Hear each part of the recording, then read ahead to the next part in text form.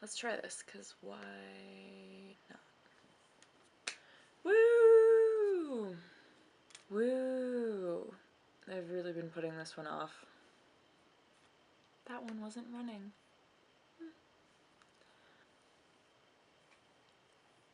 I've really been putting this video off.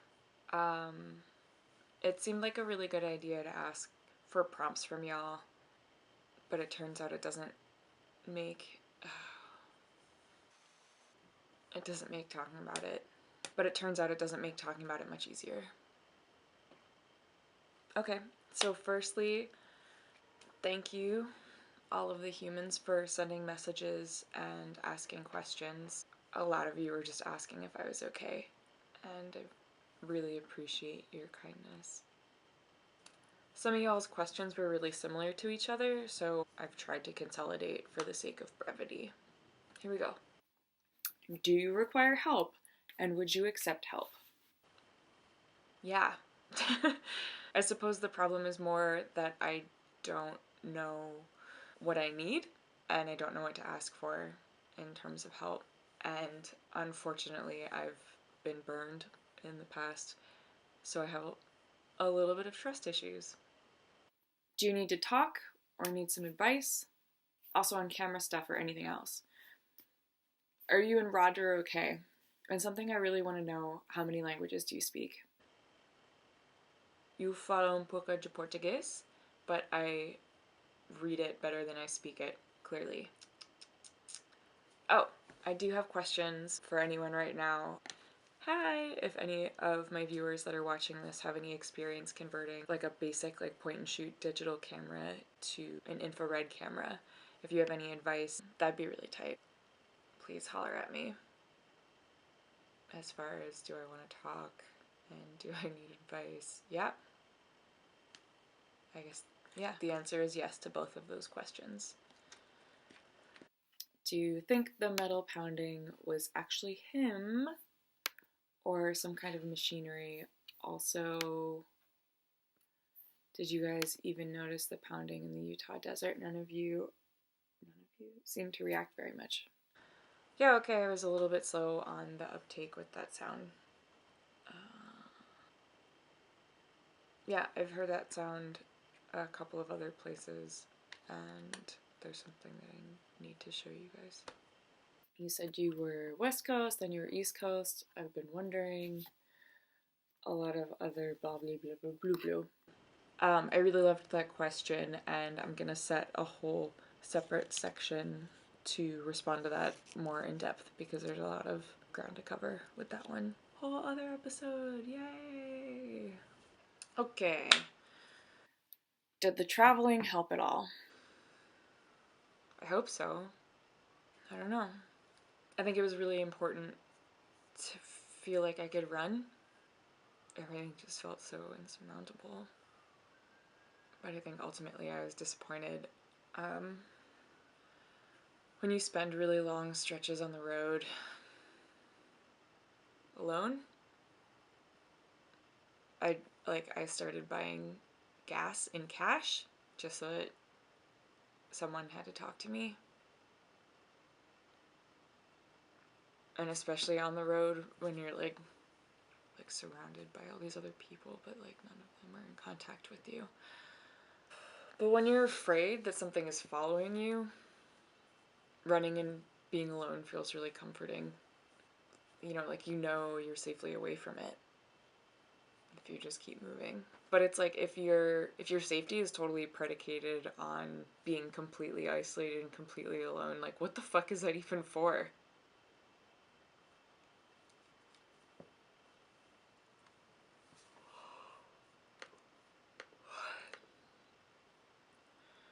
Is Roger okay? Do you know where Roger is? Since there's no immediate way to escape the Tulpa effect, what do you plan to do next?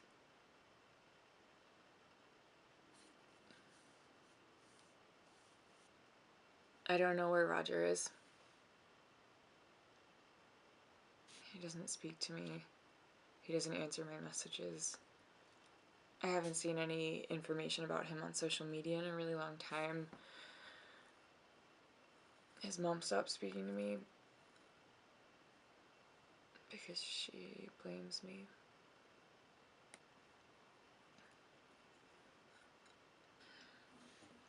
Most of these questions are, what do I plan to do next, and am I okay?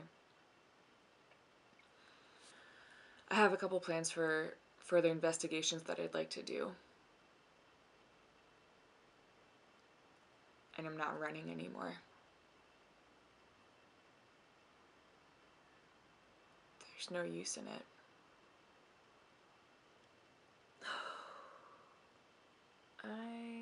I'm like, I'm not sure how.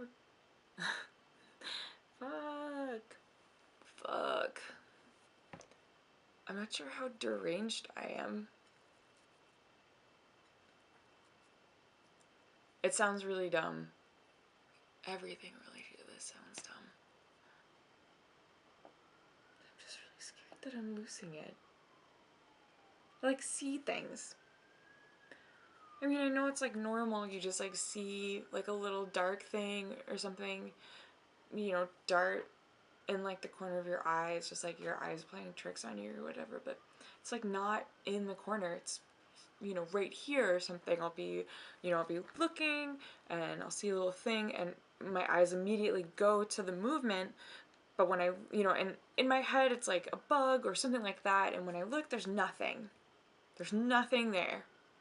And like whatever the little dark thing was is just my eyes playing tricks on me. And that's worse. Or like when you're in the shower and you just move just a little bit and the way the light moves, the shadow of the door is like tall and dark and narrow and it just moves across the glass. Just moves across the glass. And you just freeze. And you just freeze and you can't breathe.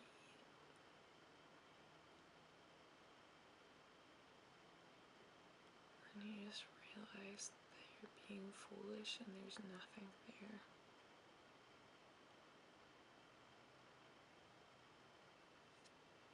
Most of the time I can't bring myself to check. I've been trying to train myself out of that. When you're like sitting next to a darkened window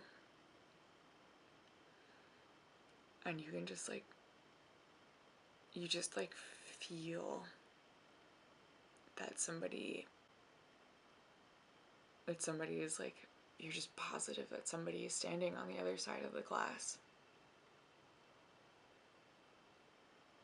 looking at you through the window. And like all of the hairs on your arm stand up and you just like feel cold. But you don't look. Because like somehow looking is worse. Somehow looking can make it real. You know, it's like you're like in your room and you don't look under the bed. You just have that feeling like you've just convinced yourself that something's under there and you just don't look. Because if you don't look, then you can just chide yourself later for being foolish. You could just tease yourself because you didn't have to have the moment where it was there. What's that thing about the abyss?